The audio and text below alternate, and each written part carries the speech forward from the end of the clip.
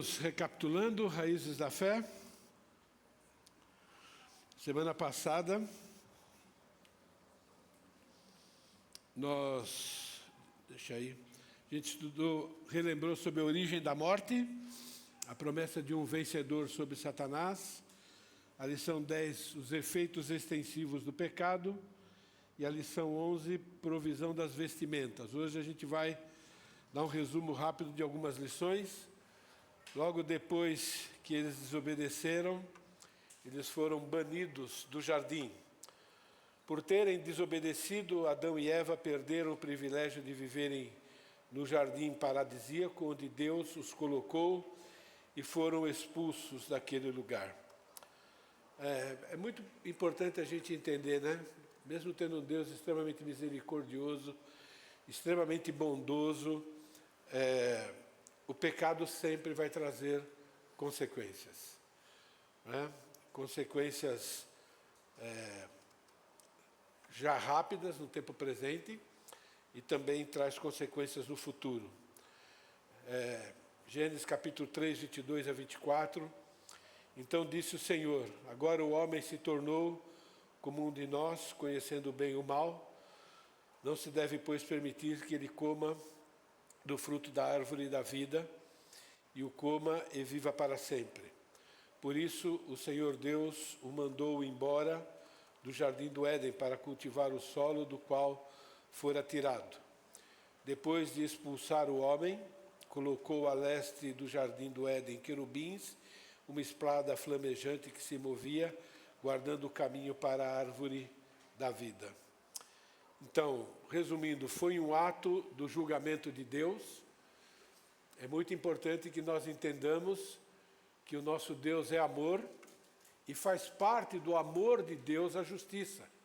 Porque as pessoas às vezes acham que a justiça de Deus ou o julgamento de Deus está separado do amor, e na verdade não está. É um ato de amor também a questão de Deus julgar. Uma das punições foi viver fora do jardim do Éden, um lugar ideal, dor, sofrimento, suor e problemas interpessoais. Então essas são as consequências de qualquer pecado que a gente comete. Inclusive os pecados ocultos, aqueles pecados que a gente comete escondidinho, sempre vai trazer dor, sofrimento e sempre vai afetar os relacionamentos interpessoais. A gente não pode esquecer disso. Também foi um ato de graça da parte do amor de Deus. Agora aqui eu estou acompanhando o livro. Eu confesso que essa parte da graça eu ainda estou ruminando, tentando entender, tá bom? Quando Deus impediu Adão e Eva de alcançar a imortalidade, comendo o fruto da árvore da vida, foi também uma gentileza. É terrível viver sempre em um corpo se deteriorando e com constante conflito, vergonha, medo, culpa, dor e fadiga. Isso acontecerá no lago de fogo e enxofre. Então a expulsão do jardim foi um ato de julgamento, mas também um ato de graça. Isso mesmo o sofrimento que a gente tem aqui, é um sofrimento bem leve em relação ao sofrimento eterno lá no jardim do Éden, ok? Por outro lado, eu penso que ainda as pessoas que vão para o inferno vão viver exatamente dessa forma, sofrendo todas as consequências do pecado o tempo todo, num corpo que não se deteriora, que sente dor, né? Mas que nunca fica resolvido o problema. Mas fica a informação aí, ok? O que era muito importante a gente entender, irmãos, que o Éden, ele era um lugar de qualidade de vida e era um lugar também de escolhas e consequências. E de alguma forma, todos os dias nós estamos de novo diante daquela tentação. Então, Deus nos deu agora o seu Espírito Santo, a nossa qualidade de vida, ela melhorou, e ela continua uma qualidade de vida muito boa, enquanto a gente segue as instruções de Deus. Quando as nossas escolhas são diferentes das de Deus, vêm as consequências. Quando as escolhas são aquelas que Deus quer para nós, então as consequências são favoráveis. Então, rapidamente, o resumo da lição, que é o conteúdo-chave. Satanás tentou Eva com a sugestão de que ela e Adão poderiam ser como Deus, conhecedores do bem e do mal, se comessem o fruto proibido. Mas Satanás não explicou para Eva que o conhecimento dela não seria como o conhecimento de Deus em relação ao mal. O conhecimento dela seria por experiência. Ela passaria a conhecer o mal pessoalmente e que, fundamentalmente, mudaria sua natureza. Deus expulsou Adão e Eva do jardim do Éden. Enquanto eles sofreram grande perda com essa expulsão, Deus os protegeu ao impedir que continuassem a comer da árvore da vida. Caso contrário, eles viveriam eternamente num estado pecaminoso. Logo depois, nós temos lição sobre Caim e Abel. E aqui nós temos muito que relembrar e muito que aprender, mas eu vou ter que ser rápido também. Caim e Abel, os primeiros 2 filhos de Adão e Eva, responderam a Deus de maneira muito diferentes. Abel com fé e Caim desafiando. A humanidade está dividida entre esses dois grupos. Entre o grupo de salvos que se esforçam para ser fiel a Deus e aqueles que não são salvos, estão sempre desafiando a Deus. E desafiar a Deus é simplesmente viver do próprio jeito. Desafia a Deus não seguindo as instruções de Deus. Vou ler o texto. Coabitou o homem com Eva, sua mulher. Esta concebeu e deu à luz a Caim. Então disse: adquiri um varão com o auxílio do Senhor. Depois deu à luz a Abel, seu irmão. Abel foi pastor de ovelhas e Caim lavrador. Aconteceu que no fim de uns tempos trouxe Caim do fruto da terra uma oferta ao Senhor. Abel, por sua vez, trouxe das primícias do seu rebanho e da gordura deste. Agradou-se o Senhor de Abel e de sua oferta, ao passo que de Caim e da sua oferta não se agradou. Irou-se, pois, sobremaneira Caim, e descaiu-lhe o semblante. Então lhe disse o Senhor: por que andas irado, e por que descaiu o teu semblante? Se procederes bem, não é certo que serás aceito? Se todavia procederes mal, eis que o pecado jaz à porta, e o seu desejo será contra ti, mas a ti cumpre dominá-lo. Disse Caim a Abel, seu irmão: vamos ao campo. Estando eles no campo, sucedeu que se levantou Caim contra Abel, seu irmão, e o matou. Muito interessante aqui, quando a gente faz curso de aconselhamento bíblico, a gente usa esse exemplo, né? Deus é um conselheiro perfeito, mas nem sempre as pessoas seguem o seu conselho, né? Então nós temos aqui um exemplo de um conselheiro aconselhando, mas o aconselhado não quis o conselho de Deus. Alguns fatos, alguns destaques importantes, gente. A afirmação de Eva, extremamente importante: adquirir um varão com o auxílio do Senhor. Ela falou isso em relação a Caim, ao seu primeiro filho. Indica aqui a fé que Eva tinha naquela promessa. Lembra aquela promessa que Deus fez para a serpente? Do descendente da mulher veria alguém que esmagaria a cabeça da serpente. Então Eva demonstrou fé e falou: será que é esse? Não é? Você não vai ver essa mesma afirmação em relação a Abel. A gente lê o relato lá, a gente vê que essa afirmação foi feita em relação a Caim, porque era o primogênito. Então ela tinha esperança que Caim realmente fizesse aquilo que Jesus só viria a fazer milênios depois. Outra afirmação extremamente importante que se aplica a nós aqui, tá bom? Agradou-se o Senhor de Abel e da sua oferta, ao passo que de Caim e de sua oferta não agradou. Você nota que primeiro vem a pessoa e depois é que se refere à oferta? Não diz: o Senhor se desagradou da oferta e por causa disso também de Caim. Não. Ele se desagradou da pessoa, por isso que a oferta não foi aceita. Aqui nós vemos 2 grupos de pessoas. Grupo de pessoas que se relacionam com Deus, isso é, vamos dizer assim, a pessoa religiosa que entende quem é Deus e se relaciona com Deus, está ocupado em saber se ele está agradando a Deus. E existe aquele mero religioso que simplesmente cumpre ritual. Então, os dois ofereceram uma oferta, os dois foram para o culto, os dois cantaram, os dois ouviram a mensagem, aplicando aqui para nós, não é? Mas um veio para o culto porque queria conhecer a Deus. Queria saber quais são as ordens de Deus, para poder agradar a Deus. Os outros vieram cumprir um ritual, né? Talvez com medo, não, depois Deus vai pegar no meu pé, o pastor vai ligar, ok? Então, precisamos tomar muito cuidado com a nossa motivação em relação àquilo que nós fazemos a Deus. Alguns intérpretes afirmam que Caim demonstrou uma falsa adoração, oferecendo uma oferta incorreta, que foi o fruto da terra, enquanto que Abel foi aceito por causa que era sacrifício de animal. Eu não entendo assim. Tem gente que entende, ok? Eu não quero defender a minha posição, mas para mim o simples fato de Deus mencionar a profissão de cada um, já está dando uma dica para nós. Então, cada um trouxe, né, da sua profissão. O grande problema é a qualidade. Você vai ver que na oferta de Caim, fala simplesmente que ele trouxe fruto da terra.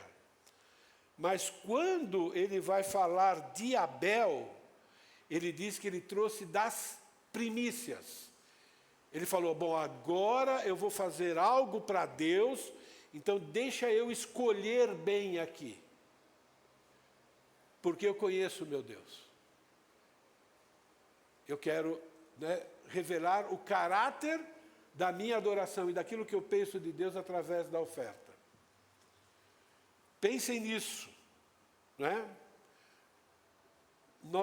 A diferença do cristianismo para qualquer outro título de religião é que cristianismo é relacionamento com Deus. Eu quero saber o que Deus gosta para eu agradá-lo, e eu quero saber o que Deus não gosta para eu não desagradá-lo. Eu quero saber como Deus quer que eu viva. E o outro diz, não, vou viver do meu jeito, simplesmente eu cumpro o ritual. Então, cada vez que a gente vem aqui para o culto, a gente relembra quem Deus é, às vezes aprendemos mais a respeito de Deus, às vezes não. Nós relembramos quem nós somos, e aí nós, ao ouvir a mensagem, bom, e agora? O que eu vou fazer? Como é que eu posso melhorar para agradar o meu Deus? O que eu devo continuar praticando? O que eu vou parar de praticar? Então, o que foi rejeitado foi a pessoa de Abel. Agora, é lógico, a oferta de Abel, no que se refere à qualidade, foi levada em consideração. Então, a qualidade de Abel, a preocupação de Abel em dar a primícia é o primeiro fruto, aquilo que é melhor, ok? E de Caim trazer qualquer coisa, revela o que cada um pensava a respeito de Deus. Um faz por obrigação, outro faz por devoção. Precisamos sempre estar nos autoavaliando. Irmãos, eu já vim aqui muitas vezes por obrigação. Isso é triste, mas entende? Eu tenho que ficar sempre policiando as minhas motivações. E eu creio que isso pode acontecer com vocês também, ok? Então, o que tem valor para Deus inclui também a motivação. O Novo Testamento faz as seguintes afirmações a respeito de Caim e Abel. E veja que fala do caráter, né? Por exemplo, 1 João, né? Não segundo a Caim, que era do maligno. Olha bem, ele era um religioso, né? Ele cumpriu um ritual, mas ele era do maligno, ele era filho do maligno, ele é filho de Satanás. Tem muita gente religiosa que, quando fechar os olhos aqui e abrir os olhos de novo, que é quase instantâneo, vai descobrir que foi para o inferno e não foi para o céu. Pessoas religiosas. né, que cumprem vários rituais, fazem muito sacrifício, ok? E assassinou o seu irmão. E por que assassinou? Porque as suas obras eram más. O que é obras, irmãos? Obras é a nossa devoção a Deus. As boas obras é a obediência aos mandamentos de Deus. Caim vivia do jeito dele. Ele não estava se importando com o que ele já havia aprendido a respeito de Deus. Ele não se importava se Deus gostava do que ele pensava ou não, se Deus gostava da maneira como ele agia, se Deus gostava da maneira como ele tratava as pessoas. Ele não se importava com isso. Ele tinha o jeitão dele. Abel não. Abel, as obras eram justas. Não significava que ele era perfeito. Significava que o que determinava a conduta dele era a justiça de Deus. Isso é, os mandamentos de Deus. Então, as obras de Caim eram más, porque ele era mau. E a de Abel eram justas, por isso que ele se preocupou com a qualidade daquilo que ele veio trazer para Deus. Então, Abel foi motivado pelo desejo de agradar a Deus. Caim foi motivado em cumprir uma obrigação religiosa. Então, temos que tomar cuidado, não é verdade? Ok. Aplicação, eu quero ler, tá bom, irmãos? Porque eu escrevi cuidadosamente. Princípio bíblico sobre a adoração. A adoração, ela é aceita por Deus se o nosso dia a dia é uma adoração a Ele. Isso é, se as nossas ações são resultado da obediência à sua vontade, seus ensinos, seus mandamentos, por gratidão, por devoção. Caim, ele veio para o culto e cumpriu uma tarefa, né? Eu coloquei aqui, cantou, ouviu a mensagem, saiu, talvez satisfeito por ter cumprido uma obrigação, talvez reclamando de algo que não gostou. Abel veio para o culto para conhecer a Deus e a vontade de Deus para a sua vida. Também cantou, ouviu a mensagem, avaliando-se e tomando decisões do que continuará praticando, o que deve melhorar e o que deve mudar para ser agradável a Deus. Como ser humano pecador, ele foi tentado a reclamar de algo que o desagradou, mas lidou biblicamente com seus pensamentos. Às vezes, sai do culto alegre. Às vezes, Abel também sai triste, por ter se autoavaliado e se achou em falta para com Deus. Porém, contente também, por ter conhecido ou relembrado quem é Deus, sua misericórdia, sua justiça. Irmãos, Deus não se cansa de começos, desde que sejam verdadeiros novos começos. Às vezes você sai daqui triste. Talvez a mensagem acertou você em cheio e você se viu em falta com Deus. Bom, essa tristeza, aprendemos com o Maurício, é uma tristeza abençoada. Mas ao mesmo tempo você pode sair alegre, porque você descobriu algo que estava desagradando a Deus e por ter no seu coração desejo de agradar a Deus, agora você tem a oportunidade de se arrepender, pedir perdão, zerou com Deus, vida nova, e você continua na carreira cristã. Então é bênção, sempre. Não é? Agora, quando a gente sai daqui triste por algo que nos desagradou, é um problema. Porque aí o culto foi para você, não foi para Deus. Precisamos tomar cuidado com isso. Muito cuidado. Eu, bastante em relação a isso. Sua adoração é aceita se tudo que você faz é agradável a Deus, e quando você sabe que desagradou, porque somos pecadores, se arrepende, busca o perdão, adota meios práticos para vencer o pecado, voltando a agradá-lo. O que Deus fez com Caim?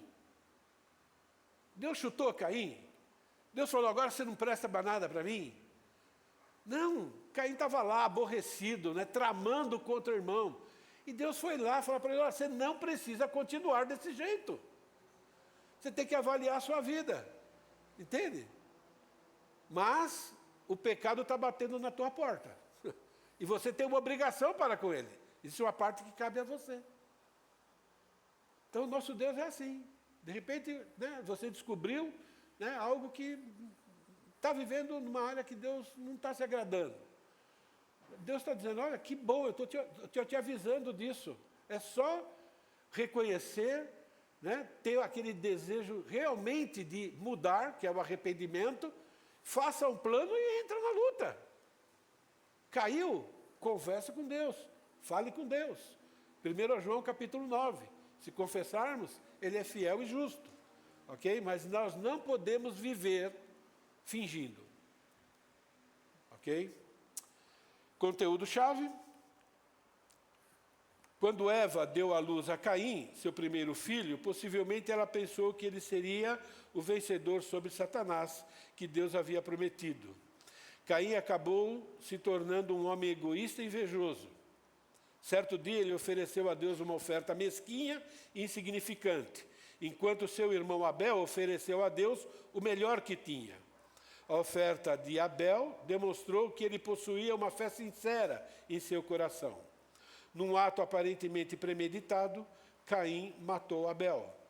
Apesar de serem criados no mesmo ambiente, as escolhas de Caim e Abel nos mostram dois caminhos radicalmente diferentes.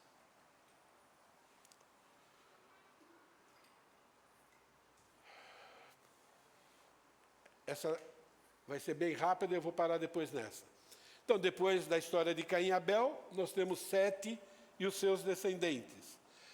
A vida de Abel terminou tragicamente quando seu irmão Caim o matou, mas Deus deu a Adão e Eva um filho substituto, Sete, que se tornaria o ancestral de alguns grandes homens de Deus. Uma das mensagens eu falei sobre isso, né? Mas interessante, né? Caim e Sete revelam a humanidade. A humanidade é dividida em dois grupos. Caim é o primeiro descendente da serpente. Ele era do maligno. Então, dele veio, né, um grupo de seres humanos que também não se importavam com Deus. Sete representa a descendência da mulher, da qual nasceria aquele que vai esmagar a cabeça da serpente. Ok? Então, o mundo está dividido entre os descendentes da mulher, vamos dizer assim, os filhos de Deus, os convertidos, e os não convertidos a Jesus. Só existem esses dois grupos. Ou você é descendente da serpente, ou você é descendente da mulher, isso é, descendente de Jesus, de ter se rendido a Jesus como Senhor e Salvador. Ok? Então, Gênesis capítulo 5, versículo 28, ok? Lameque viveu 182 anos e gerou um filho, e pôs o nome dele de Noé, dizendo: esse nos consolará de todos os nossos trabalhos e das fadigas das nossas mãos, nessa terra que o Senhor amaldiçoou. Então você vê que na linhagem de Sete é que vem Noé, que também vem Abraão, e que mais para frente também vem o Senhor Jesus, e quem vem Davi e assim por diante. Não é? Então, Noé, a palavra Noé significa descanso. Ok? Alguns dizem que é porque antes a terra era... Alguns dizem, tá bom, irmãos? É muito difícil da gente definir, não é? Que a terra não chovia, então, na verdade, caía um orvalho. Então, imagine você tendo que plantar numa terra assim. E que depois desse evento, a chuva começou a cair de maneira mais abundante na terra, tornando a terra muito mais fácil de ser cultivada. Então, alguns dizem que é por essa linha. Eu entendo isso também, ok? Mas eu creio também que estava na mente, né, de cada homem de Deus: será que esse meu filho é o descendente da mulher? Será que esse é o prometido? Então, para mim, o que eu vejo aqui é que nos descendentes da mulher, e no nosso caso, os descendentes de Jesus, sempre pensa, né? Bom, será que hoje é o dia que a trombeta vai tocar e a gente vai subir? Né? Então, eles viviam essa expectativa. Será que agora vai vir aquele que vai derrotar Satanás? Conteúdo-chave. O nome Sete significa substituto, um nome apropriado para o filho que o Senhor deu no lugar de Caim. Por quê? Porque Eva acreditava que Caim poderia ser aquele que iria cumprir a promessa. Como ele morreu, então Sete é o substituto de Caim. Entre os descendentes de Sete, estavam alguns homens mencionados na Bíblia como homens tementes a Deus, por exemplo, Enos, Enoque e Noé. No fim, a fim de demonstrar a conexão entre Adão e Noé, a Bíblia registra a genealogia que inclui alguns descendentes significantes de Sete, uma genealogia aberta que provavelmente pulou algumas gerações. Esta foi a primeira entre muitas genealogias registradas na Bíblia. E aqui é a última lição daquilo que na apostila é chamada a Era da Queda. Então veja, nós temos 12 eras, então a Era da Queda termina aqui. E agora a próxima lição vai começar outras eras, tá bom? A gente vai parar aqui, tá bom? E na próxima semana, se Deus permitir, a gente vai falar sobre 2 eventos que revelam a justiça de Deus e, ao mesmo tempo, a misericórdia de Deus. São 2 eventos únicos, né? E cada um deles é uma era. Então, tem era, por exemplo, que a gente vai fazer 8 lições. E tem eras que é uma lição só. Então, nós vamos falar sobre o grande dilúvio, que revela tanto a justiça como a misericórdia de Deus. E depois do dilúvio também Babel. E temos algumas lições importantes para relembrar em relação a essas lições. Obrigado, Senhor, pelo privilégio que nós tivemos hoje, de como uma grande família, ó Pai querido, como igreja comprada pelo sangue de Jesus, de nos reunirmos aqui, ó Pai, para reconhecer quem o Senhor é, a Tua grandeza, o Teu poder, a Tua benignidade para conosco, ó Pai querido, mas também reconhecer a Tua justiça, a seriedade que nós devemos dar ao nosso relacionamento contigo e o relacionamento uns com os outros. Mais uma vez, ó Pai, te agradecemos pelo privilégio de termos acesso a essa verdade. Reconhecemos, ó Pai, que em nós mesmos nenhum tem capacidade para te agradar. Mas também reconhecemos que temos o Espírito Santo e a promessa da Tua graça, isso é, recebemos poder sobrenatural para crer nas Suas verdades, aceitar como verdades para nós também, ó Pai querido, e o desejo de praticá-las. Pedimos que o Senhor continue nos ajudando, que o Senhor não nos abandone, ó Pai, nos nossos desejos egoístas, que o Senhor não nos abandone nos nossos pecados, pelo contrário, que o Senhor nos mostre, ó Pai querido, que o Senhor nos ajude tanto quanto a ter arrependimento, quanto a vivenciar o arrependimento através de mudança, através de prática, Senhor. Mais uma vez eu quero te agradecer por essa igreja. Obrigado pela fidelidade de cada um, ó Pai querido. Peço que o Senhor os abençoe ricamente. Em nome de Jesus. Amém. Boa semana, amados.